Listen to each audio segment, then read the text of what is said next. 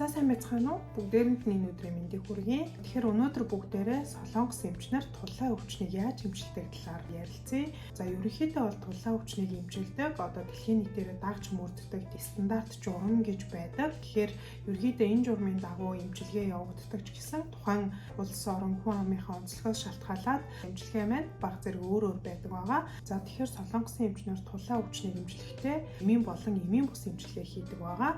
За тэгэхээр бүгдээрээ өнөөдөр эмийн эмчилгээнийхэн талаар ярилцсан. Өөрөөр хэлбэл ямар эмийг хэрэглэдэг, тухайн эмтэй холбоотой анхааруулга болон сануулгын талаар өнөөдөр бүгдээрээ ярилцъя. За тэгэхээр бол тулаан өвчнөө үндсэн эмчилгээ бол эмийн эмчилгээ байдаг. Эмийн эмчилгээ маань дотроо бас хоёр төрөл байдаг. Ямар хоёр төрөл байдгийг гэхээр за нэгдүгээрт одоо тулаан дайралтын үед хэрэглэдэг. Өөрөөр хэлбэл тулаан сэтэрсэн маш хурц өвдөлт үргэлжлийн үед хэрэглэдэг эм болон за хоёрдугаарт нөгөө тулайг маань үүсгэж байгаа гол шалтгаан болох цуснд байгаа шээсний хүчлийг багасгадаг гэсэн ийм хоёр төрлийн эмийг ерөнхийдөө ол хэрэглэдэг. За тэгэхээр бүгдээрээ тулаан өвчний эмчилгээг ярихаас өмнө тулаан өвчний үе шат гэж юмны талаар бас мэддэг байхгүй болохгүй. Яг тэгэхээр тулаан өвчний үе шатаасаа шалтгаалаад хийх эмчилгээ маань өөр байдаг гэсэн үг. За тэгэхээр тулаан өвчин маань дөрвөн үе шаттай явагддаг. За нэгдүгээр үе шат нь болохоор одоо бидний цуснд шээсний хүчил маань өндөр байдаг. За хоёрдугаар үе бол одоо хурц цочмог үе, тулаан дайралтын үе гэж хэлдэг байгаа. За энэ маань нөгөө маш хүчтэй өрөвсөл, өвдөлт явагддаг үеийг хэлж байгаа. За гуравдугаар үеийн завсрын үе гэж нэрлэдэг. За дөрөвдүгээрт нь тулаан архаг үе шат буюу одоо топос үүсчихсэн тулаан маань архагшсан байгаа байдлыг бол хэлж байгаа юм. За тэгэхээр эмчилгээний үед эхний үе шатнд бид нар ямар эмчилгээ хийдэг юм бэ гэхээр эхний үе шатнд бол бидний цуснд байгаа шээсний хүчил маань өндөр байж байдаг. За тэгэхээр энэ үед Солонгос гэлтгүй Японы эмчнэр хүртэл одоо цуснд байгаа шээсний хүчил маань 9 хүрээд ирэхээр энэ үед одоо эм хэрэглэх үгүй юу гэдэг талаар яригдаж эхэлдэг. Би энэ 9 гэдэг тоог миллиграм децилитрээр нь ярьж байгаа шүү манайхаа. За тэгээд 9 хүрээд ирэх юм бол Солонгосын эмчнэр бол хоолтын зөвлөгөө, за мөн амьдралын зөв хэм маяг, ус ихээр уух гэх мэт иймэрхүү амьдралын хэм маягийн зөвлөгөөнүүдийг өгөөд явуулдаг. Өөрөөр хэлбэл бүрийн ихээр агуулсан хоол идэхгүй байх, тийм ээ, жинхэнэлүүдэлтэй байвал тур, за мөн усыг баг багаар ойрхон ууж, шээсний хүчлийг гадагшлуулах тал дээр анхаарах зөвлөгөөг өгж явуулаад за 3 сарын дараа хүрээд ир гэж хэлдэг. За тэгээ 3 сарын дараа хүрээд ирэхээр нь дахиад цусны шинжилгээ хийж үзээд за одоо нөгөө цуснд байгаа шээсний хүчил маань багассан эсхийг шалгаад үнэхээр багасчихсан байвал тийм ээ, өөрөөр хэлбэл одоо нөгөө 9 болцсон байгаа шээсний хүчил маань 8 руу 7 руу ингээ буугаад ирсэн байх юм бол дахиад энэ маягаараа ийм амьдралын хэм маягаараа явж байгаад 6 сарын дараа хүрээд ирээ гэж дахиад явуулдаг. Тэгэхээр 6 сарын дараа нөгөө хүн маань ирэхээр нөгөө шээсний хүчил маань дахиад буужчихсан байх юм бол ерөнхийдөө ингээд цуснд байгаа шээсний хүчлийг хянаад яваад иж болно гэсэн үг. Гэхдээ цусны шинжилгээгээр зөвхөн цуснд байгаа шээсний хүчлийн хэмжээг үздэг юм бол биш ээ. Давхар бөөрийн үйл ажиллагаа ч юм уу, элегний үйл ажиллагаа гэх мэт бусад үзүүлэлтүүдийг бас давхар үзээд хянаад явдаг байгаа. Харин цуснд байгаа шээсний хүчил маань 9 байгаад за дээрэс нь тухайн хүний 1 юм уу 2 үеинд одоо топос үүссэн. За өөрөөр хэлбэл нөгөө шээсний хүчил маань талсчаад хуримтлагдчихсан байгаа байдал. За мөн дээрээс нь бөөрийн үйл ажиллагааг үзэх ёстой. За бөөрийн үйл ажиллагаа хэр байгаа, кератин ч юм уу, түүдгэнцрийн шүүх хурд ч юм уу, тийм ээ, эдгээрийг үзчихээж за эдгээрт өөрчлөлттэй байх юм бол одоо эмийн эмчилгээ хийдэг гэсэн үг. Түүнээс зөвхөн цуснд байгаа шээсний хүчил маань өндөр байгаад 9 байгаад ч юм уу, тийм ээ, ингээд өөр бусад шинж тэмдэг зовир тухайн хүнд маань байхгүй байх юм бол ерөнхийдөө тухайн хүнийг хянаад дээрээс нь зөв амьдралын хэм маягийн одоо зөвлөгөө өгөөд ингээд явдаг байгаа. За дараагийнхан буюу хоёрдугаарт нь тулаан хурц үе буюу тулаан дайралтын үед ямар эмчилгээ хийдэг гэхээр за энэ хоёрдугаар үе шатанд нөгөө шээсний хүчил маань үеинд хуримтлагдаад маш хурц өрөвсөл, маш хурц өвдөлттэй байдаг шүү дээ. Тэгэхээр нэн тэргүүнд энэ хурц өвдөлт, хурц өрөвслийг намдаах зорилгоор эмийн эмчилгээ хийдэг. За тэгэхээр ямар эм хэрэгэлдэг вэ гэхээр за нэгдүгээрт дааврын бус гаралтай өрөвслийн эсрэг эм гэж байдаг. Одоо жишээ нь напроксен, ибупрофен гэл манайхан бүгдээрээ аягүй сайн мэддэг дааврын бус гаралтай өрөвслийн эсрэг эмнүүд байна. За эдгээр эмнүүдийг бол хэрэгэлдэг. Гэхдээ энэ дааврын бус гаралтай өрөвслийн эсрэг эмийг хэрэглэхдээ юун дээр анхаарах вэ гэхээр ходоодны шарахтай хүн, за бөөрийн үйл ажиллагаа муу хүн, өөрөөр хэлбэл бөөр нүддэг хүн гэсэн үг байна шүү дээ. За өндөр настай хүн, зүрх судасны өвчтөй хүмүүс гэх мэт хүмүүс удаан хугацаагаар дураараа хэрэглэхээс зайлсхийх хэрэгтэй. Яагаад би энийг хэлээд байна гэхээр манай монголчууд одоо эмийн сангаас ороод жоргуу дураараа эм аваад уучдаг. Харин Солонгост бол эмчийн жоргуугаар эдгээр эмийг авах боломжгүй байдаг учраас энийг би анхааруулж хэлээд байгаамаа. Та гэдэг дураараа аваад удаан хугацаагаар уугаад нөгөө ходоодны шарх энтрээ бүр муутгачихгүй гэдэг үднээс би давхар хэлж байгаа шүү. За дараагийнх нь үрвслийн эсрэг дааврын буюу стероид юмнуудыг бид нар хэрэглэдэг. Одоо жишээ нь преднизолон байна, дексаметазон байна. За энэ дааврын гаралтай юмнууд бол маш хүчтэй үйлчлэгээтэй, маш хурдан хугацаанд тухайн өвдөлт үрвслийг намдааж чаддаг. Гэхдээ түүнийгээ дагаад бас гач нөлөө маш ихтэй байдаг. Тийм болохоор бас их дураараа авч хэрэглэж ерөөсөө болохгүй. Тэр тусмаа чихрийн шижинтэй хүний цусан дэх сахарыг маш огцом өсгдөг. За мөн дээрэс нь ямар нэг байдлаар давхар нингийн халдвар авчихсан байгаа тохиолдолд бол болгоомжтой хэрэглэнэ. За тиймээс бусад юм хэрэглэж үзээд үр дүн багтаа тохиолдолд ерөнхийдөө түр хугацаагаар энэ дааврын буюу стероид юмнуудыг хэрэглэдэг байгаа. За тэгээд энэ дааврын юмнуудыг уулгахаас гадна бас шууд тэр үрвсэл явагдаж байгаа үе рүү тарьж бас хийж болдгоо. За тэгээд үүний дараагаар 3 дахь бид нарын хэрэглэдэг юм бол колхицин байна.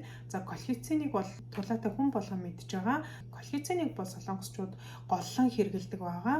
Гэхдээ энэ колхициныг зөвхөн тулаад хэрэглэдэг юм гэхээр үгүй, бас өөр өвчнөд хэрэглэдэг байгаа. За тэгэхээр колхицины хувьд гач нөлөө гэх юм бол хамгийн илбэг тохиолдолд гач нөлөө нь гидс гүйлгэх байдаг. За тэгээд колхицин уугаад гүйлгээд байгаа тохиолдолд өдөрт 2 удаа уудаг байсан бол өдөрт 1 удаа ууж тунгийг багасгаад, за өдөрт 1 удаа уудаг байсан бол нэмээ таллаж уух гэх мэт тунгаа багасгаж ууж үзээд, за тунгаа багасгаад уусан ч гэсэндээ нөгөө гизгүүлэлт маань зогсохгүй байх юм бол яг чаргагүй нэмийг өөр юмэр сольж уух хэрэгтэй болдог. За мөн дээрээс нь дотор мухаарах, за ховор тохиолдолд дэлгэний үзүүлэлтүүд өсөх, цагаан эсийн тов уурах гэх мэт гач нөлөөнүүд бол колхицин ууж авах явцад илэрч болдог байгаа. За тэгээд колхициныг хэрэглэхэд бас нэг анхаарах зүйл юу юм гэхээр бөөрийн үйл ажиллагаа муутай хүн бол колхициныг хэрэглэдэггүй. Яагаад тэгэхээр колхицин маань бөөрөөр ялгардаг учраас одоо бөөрийн үйл ажиллагааг үзчихэж хэрэглэдэг байгаа. За эмийн эмчилгээний дараагийн төрөл буюу 2 дахь төрөл нь одоо нөгөө тулаан өвчнийг үүсгэж байгаа хамгийн том шалтгаан болох цуснд байгаа шээсний хүчилтэй холбоотой эмүүдийг хэрэглэдэг. За үүнд цуснд үүсэж байгаа шээсний хүчлийг дарангуйлах юм байна.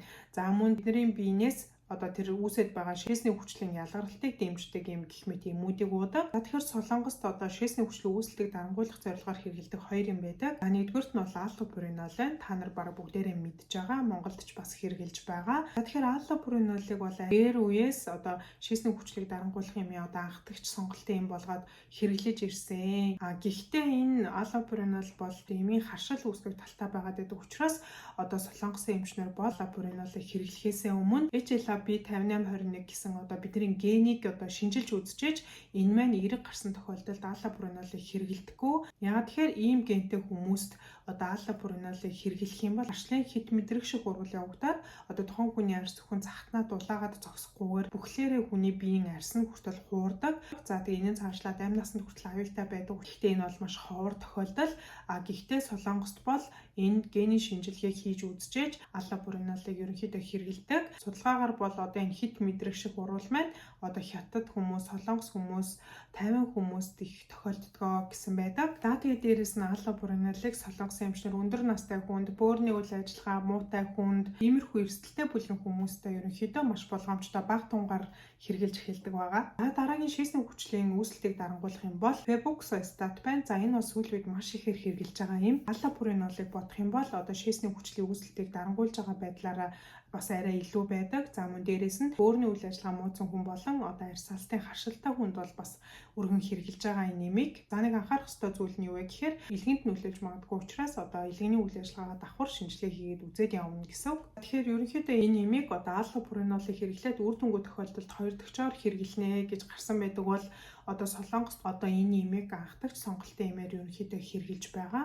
За тэгээд үүний дараагийн хэдүүлгийнх нь мэдэж авах юм бол бид үүсчихсэн байгаа шээсний хүчлийг одоо бидний биеэс гадагшлуулахыг нэмэгдүүлж идэг юм байдаг. За энэ нэм бол бензбромарон гэдэг юм байна. Энэ нэм бол ерөнхийдөө шээсний хүчлийн үүсэлтийг дарангуйлах 2 нэмийг хэрэглээд үр дүнгүй байгаа тохиолдолд энэ нэмтэй хавсарч хэрэглэх тохиолдол илбэг байдаг байгаа. За энэ нэмийг бол солонгост маш их хэрэглэдэг. Тэгэхээр энэ нэмийн гач нөлөө юу юм гэхээр за нөгөө бөөрийн өвчлөл өөрөөр хэлбэл бөөр шээсний замд ерөнхийдөө чулуу үүсгэх гэдэг.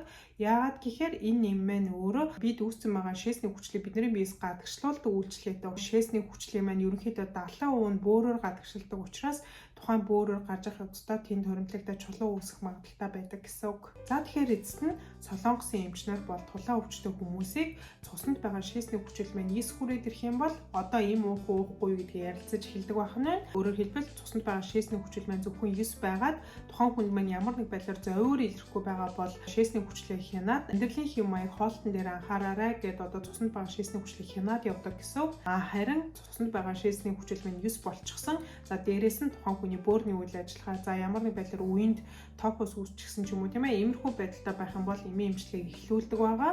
За тэгэхээр би түрүү хэлсэн эмийн эмчилгээг бол ерөнхийдөө за тулаан дайралтын үед буюу одоо тулаан сэтэрлийн үед тэр их өвдөлт тэр их үүслийг намдаах зорилгоор за эмийн эмчилгээг маш хурдан эхэлдэг. Тэгвэл тулаа гэдэг өөрөө бол тэсгийн арга өвдөлттэй байдаг шүү дээ.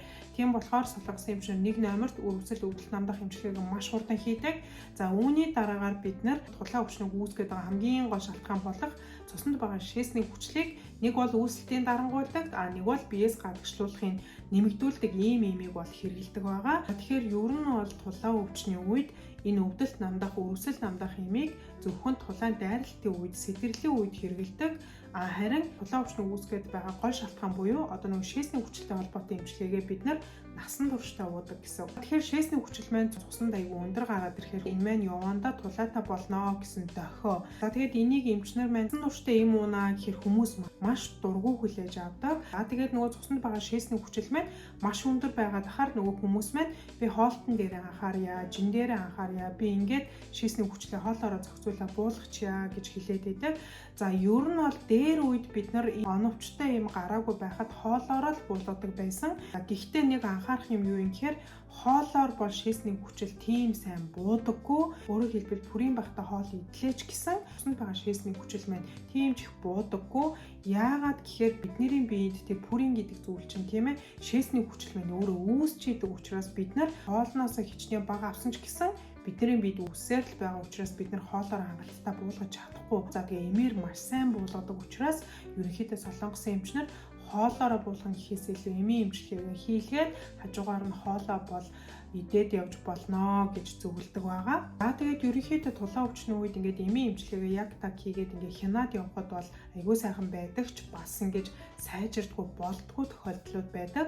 Энэ ямар үед байгаад байна гэхээр тухайн хүн маань одоо нэг шийсний хүчил үүслийг дарангуйлж байгаа, энэ хүчлийг гадагшлуулж байгаа тийм ээ тэр имээ уухгүй байна гэсэн. За ямар үед юм ууж ин гэхээр зөвхөн тулаан сэтэрсэн үед л өвчин намдах өвслийн эсрэг юм уучаад ингээд яваад байгаа тохиолдолд энэ бол нөгөө шийсний хүчил маань өндөр байгаа учраас тулаан маань дахиад сэтэрнэ л гэсэн. Ингээд сэтрээд явах юм бол нөгөө тулаач одоо архаг хэлбэр шилжээд маш олон хүндрэлүүдийг өгнө. За ингээд им уугаал болоод энэ маань дахин сэтрээл яваад хахаар одоо нөгөө хүмүүс маань залхаж эхэлдэг. Энэ угаасаа л идэгдгүй өвчин юм байна. Имэндээ болтгүй юм байна гэдэг ерөнхийдөө нөгөө эмчилгээгээ бүр хийхэ болдог гэсэн. За тэгээд дээрэс нь насан туршдаа ингээд им уунаа гэж хэлчихээр энэ бол идэгдгүй өвчин гэдээ орхичтой.